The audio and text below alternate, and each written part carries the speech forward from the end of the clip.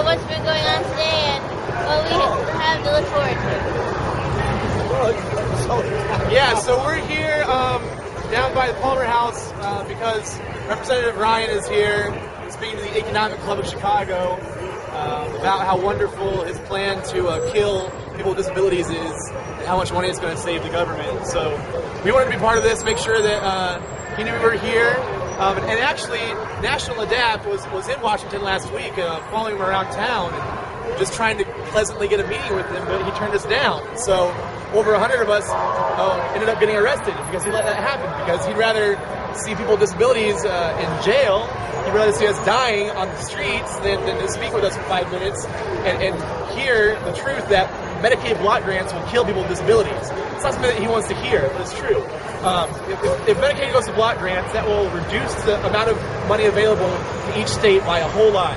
And then he says trust the states to know how to spend their own Medicaid dollars. And we all know what that means. That'll mean more institutions, more nursing homes, because especially here in Illinois, the nursing home lobby is very powerful in Springfield. So if we give the state absolute control over Medicaid dollars, we'll see the slight progress we've seen over the past 10, 20 years start to reverse and erode. And we don't want to see that. So we're here hoping to get a word with the congressman. He's upstairs, in his swanky ballroom, being feted. But we're out here in the streets, and we'll be here. We'll be here. This is far from over. We'll continue to follow him around wherever we need to go to get a word with the congressman. Thank you.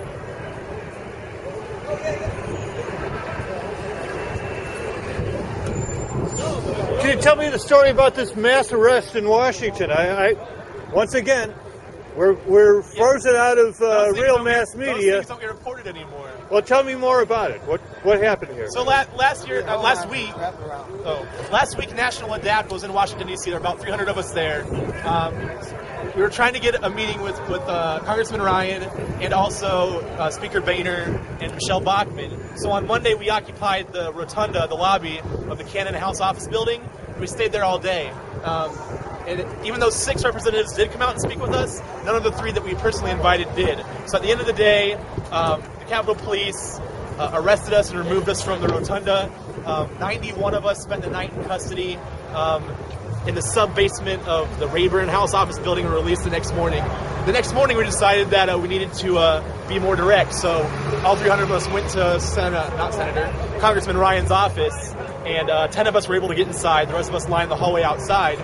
And again, a day-long standoff with him refusing to talk to us, refusing to even acknowledge our presence there, and 10 others were arrested that day from ADAPT. So all in all, 101, 102 people were arrested just because Paul Ryan didn't want to have a meeting with us. So are you hoping to have a meeting today, as long as Congressman Ryan's in town?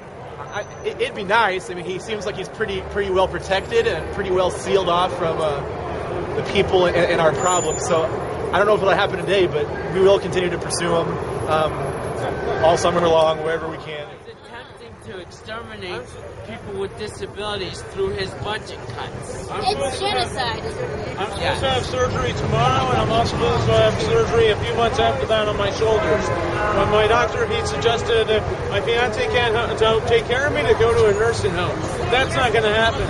I'm not just fighting for my ass, I'm fighting for everybody else that's out here, and all of the other people with disabilities that are out there, seniors, people with low income, and actually Paul Ryan and all the others themselves. They don't seem to realize we're fighting for their asses too, because of the safety net.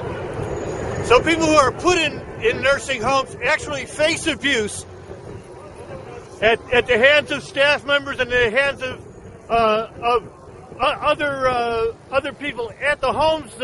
We've seen this in the news recently. Right. And not only just abuses, but they risk all their property, what little property they have, getting stolen. And then sometimes, they get their stuff stolen. They're treated with bed sores. They don't get their bed sores treated. People who receive Social Security, SSI income, that's taken from them all but $30. That's a $30 allowance. No one can live on that. No one. And really, $6 it's about a lot of things. It's about the cost to the state, too. Not only is it a gross and blatant violation of our civil rights to live in our homes, to live in the settings of our choice, but it costs the state $43,000 a year in Medicaid costs to incarcerate someone in a nursing home. It costs $18,500 to give that same person the level of care they need to live in their own homes independently. That's $6.07 a year in taxes. Total. So we're talking about the state of Illinois with this budget tailspin, and they're willingly throwing fuel on the fire to make the deficit even worse by putting us in nursing homes instead of paying for the services we need to live independently. It doesn't make any sense. Well, let's talk ideology for just one moment, because Paul Ryan is a big fan of Ayn Rand and objectivism. What do you think of that?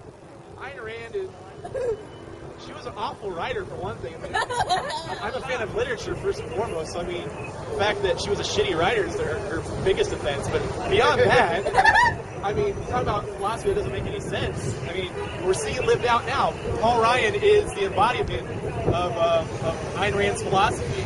So, and if you see what this has caused, it's caused people to need to take to the streets to confront him. And again, he doesn't care. There's no virtue in selfishness. It's a completely contradictory statement. The virtue, selfishness has never been a virtue until Ayn Rand came and shut it down on paper. That's an oxymoron. Yeah, it's a contradictory Taking statement. care of yourself is an oxymoron.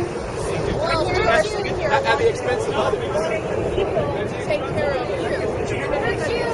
Did you hear what you said about the cost?